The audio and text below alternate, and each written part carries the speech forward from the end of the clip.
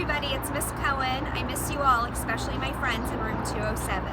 Today, I'm coming to you from Baltimore to read you the true story of a pigeon named Pete. And the author is Gary Myers and illustrated by Stephanie Hegelson.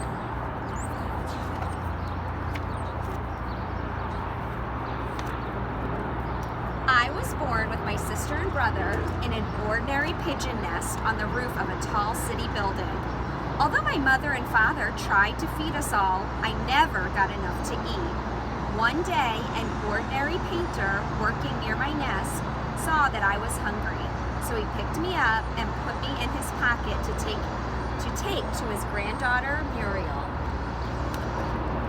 Muriel lived with her family in an ordinary row house on an ordinary street.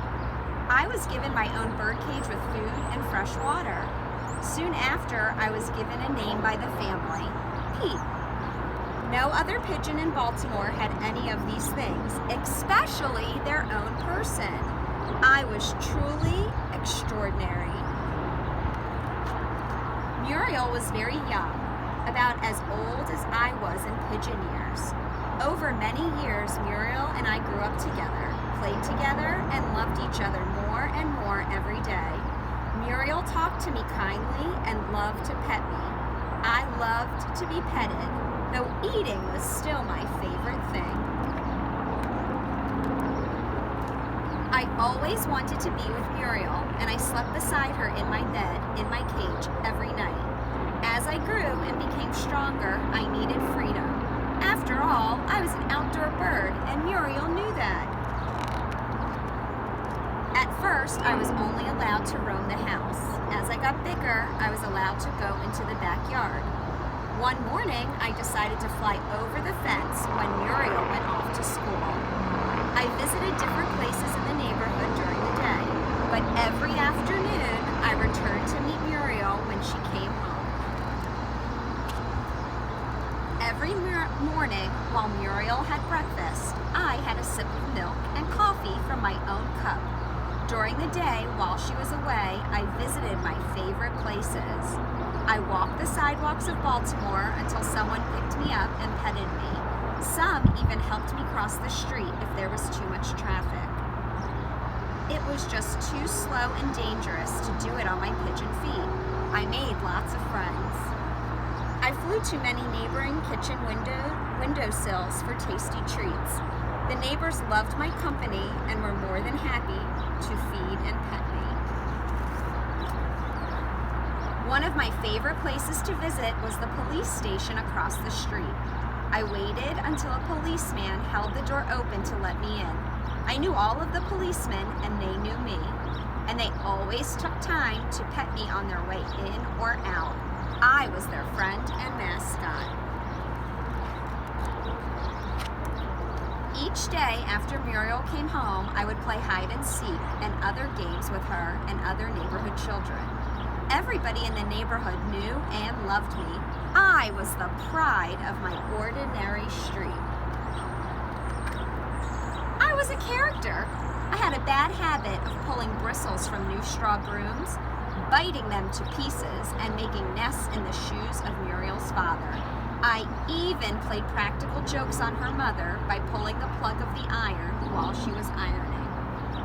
Every evening, I sat on the back of the big lounge chair while Father read the newspaper. If I got bored, I hopped onto the radio and cooed until someone turned it on. I was also a great watch pigeon, fluttering my feathers and wings when any stranger came around. One day, when Muriel came home, I wasn't there. She waited and called for me, but I did not show up. Hundreds of policemen and neighbors, including children, searched for me. Muriel's father even offered a reward for my safe return. After hours of searching, Muriel and her sister found me with a very hungry man living on the street. He was going to have pigeon stew for dinner. The girls told the man that I was their pet and ran home to get their father. He went back with them and gave the man some money to buy plenty of food. The man was happy to get money and happy to let me go home with my loving family. Not only was I extraordinary, I was one lucky pigeon. I had quite the adventurous life and lived to be 25 years old, over twice as long as an ordinary street pigeon. I was buried in a special place along with other extraordinary pets.